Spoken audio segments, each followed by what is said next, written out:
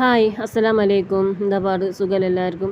ഇന്ന് ഒരു ഏട്ടത്തല വരട്ടിയതാണ് ഉണ്ടാക്കുന്നത്. അതിലേക്ക് ആവശ്യമുള്ള സാധനങ്ങളാണ്: ഒരു 2 സവാള എടുത്തിക്കണം, അതുപോലെ 3 തക്കാളി, ഒരു 3-4 പച്ചമുളക്, ഇഞ്ചി, വെളുത്തുള്ളി, വെളുത്തുള്ളി എടുത്തിക്കണം, ചെറിയ കഷ്ണം ഇഞ്ചി, ഒരു 10-30ഓളം ചെറിയ ഉള്ളി എടുത്തിക്കണം, പിന്നെ 2 തണ്ട് കറിവേപ്പിൻ്റെ, ഒരു നെല്ലിക്ക വലിപ്പത്തിൽ ഒരു പുളി എടുത്തിക്കണം, പിന്നെ ഉലുവ, മുളക് പൊടി, മല്ലിപ്പൊടി, മഞ്ഞൾപ്പൊടി, പിന്നെ ഏട്ടത്തല ചെറിയ കഷ്ണങ്ങളാക്കിയിട്ട് മുറിച്ചെടുത്തും ചെയ്തിരിക്കണം കേട്ടോ. അതൊക്കെ ഒന്ന് ക്ലീൻ ആക്കിയിട്ട് വെച്ചതാണ്.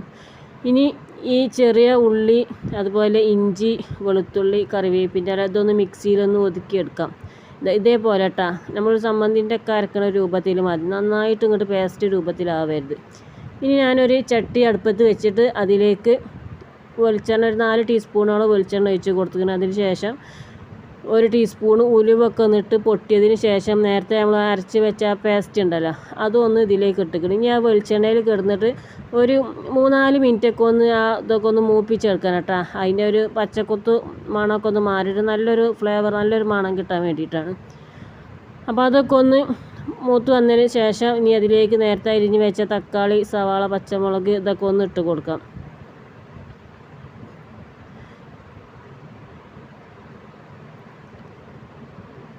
ഇനി അതൊക്കെ ഒന്ന് നന്നായിട്ടൊന്ന് ഇളക്കി യോജിപ്പിച്ചതിന് ശേഷം അടച്ച് വെച്ചിട്ട് ആ തക്കാളി സവാളൊക്കെ ഒന്ന് വാടി വരുന്ന വരെ നന്നായിട്ടൊന്ന് വഴറ്റിയെടുക്കട്ടോ.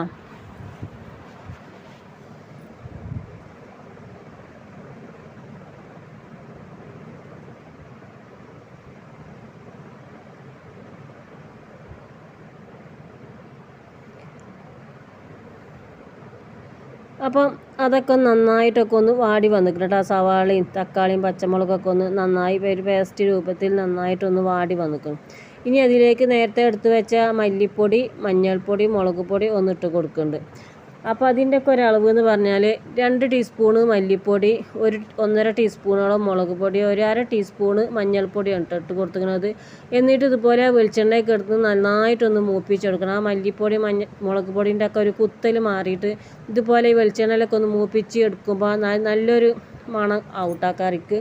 അപ്പോൾ അതിന് ശേഷം ആ പുളിയൊക്കെ ഒന്ന് വെള്ളമാക്കിയിട്ട് ഇതിലേക്ക് ഒന്ന് ഒഴിച്ച് കൊടുക്കും. കൂടുതൽ വെള്ളത്തിൽ പുളി എടുക്കരുത് കേട്ടോ, കുറച്ച് വെള്ളത്തിൽ എടുത്താൽ മതി. നമ്മളിത് വരട്ടി എടുക്കുകയാണല്ലോ. പിന്നെ അതുപോലെ കൂടുതൽ ചാറൊക്കെ ആവശ്യമുള്ളതാണെങ്കിൽ കുറച്ചൊരു വെള്ളം കുറച്ചും പാടൊക്കെ ഒന്ന് ഒഴിച്ച് കൊടുത്താൽ.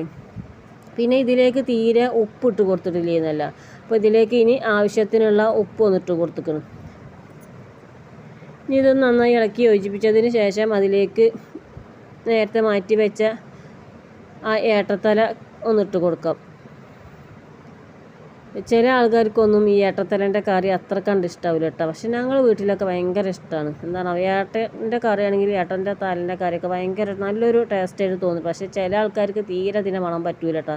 കാരണം നമ്മളിത് എങ്ങനെ കഴുകി ഇത് എടുത്ത് വെച്ചാലും ഈ മണം കയ്യുമെന്നാണെങ്കിലും നമ്മൾ പാത്രത്തിൽ നിന്നൊക്കെ ആ ഒരു ദിവസം പോയി കിട്ടാൻ ഭയങ്കര പണിയാണ്. അപ്പോൾ ഇതൊക്കെ ഒന്ന് നന്നായിട്ടൊന്ന് മിക്സ് ചെയ്ത് എടുത്തിക്കണം കേട്ടോ. അതിന് ശേഷം ഇതൊന്ന് അടച്ച് വെച്ചിട്ട് ഇതൊന്ന് നന്നായിട്ടൊന്ന് കുറുക്കിയെടുക്കണം. ഇപ്പോൾ ഞാനൊരു 2-3-4 മിനിറ്റ് കഴിഞ്ഞതിന് ശേഷം ഇതൊന്ന് തുറന്ന് നോക്കിയതാണ് കേട്ടോ. അപ്പോൾ അതൊക്കെ ഒന്ന് നന്നായിട്ട് അതിൻ്റെ ഇതൊക്കെ ഒന്ന് തിളച്ച് വന്നിക്കണം കറിയൊക്കെ ഒന്നേ. ഇനി ഇത് ഒന്നുപാട് ഇങ്ങനെ ഇതുപോലെ നന്നായി ഇളക്കിയതിന് ശേഷം ഇനിയും നന്നായിട്ടൊന്ന് കുറുക്കിയെടുക്കട്ടോ. ഇതേ രൂപത്തിലാണ് കേട്ടോ. ഇത് നന്നായിട്ടൊന്ന് ഇങ്ങനെ വറ്റിച്ചെടുക്കേണ്ടത്. ഇത്ര നമുക്ക് വറ്റിക്കേണ്ട ആവശ്യമില്ലാത്തവർക്ക് അങ്ങനെ വറ്റിക്കാൻ ആവശ്യമില്ല കേട്ടോ. അപ്പോൾ ഇതൊക്കെ ഒന്ന് ഈ രൂപത്തിലാണ് ഞാൻ ആക്കിയത്. അതിന് ശേഷം ഇനി ഇതിലേക്ക് ഞാൻ ചെറിയ ഉള്ളിയും കറിവേപ്പിൻ്റെയൊക്കെ ഒന്ന് തൂമിച്ച് ഇതിലേക്ക് ഒഴിച്ച് കൊടുക്കുന്നുണ്ട് കേട്ടോ. ഈ തൂമിച്ചയക്കൽ ഇതിലേക്ക് എന്തായാലും നിർബന്ധമായിട്ടും ചെയ്യണം കേട്ടോ. അപ്പോൾ ആ ഒരു ഏട്ടത്തലേൻ്റെ ആ മാത്തേക്ക് ഇതുമ്പോൾ നല്ലൊരു ടേസ്റ്റാണ് ഈ കറിക്ക്. അപ്പോൾ ഈ രീതിയിൽ നിങ്ങൾ എല്ലാവരെയൊക്കെ ഒന്ന് ഉണ്ടാക്കി നോക്കിയിട്ടാ. ഈ വീഡിയോ നിങ്ങൾക്ക് ഇഷ്ടപ്പെടുകയാണെങ്കിൽ ഒന്ന് ലൈക്ക് ചെയ്യുക, ഷെയർ ചെയ്യുക, സബ്സ്ക്രൈബ് ചെയ്യുക. ഇനി അടുത്ത ഒരു വീഡിയോയിൽ കാണാം. അസ്സലാമു അലൈക്കും.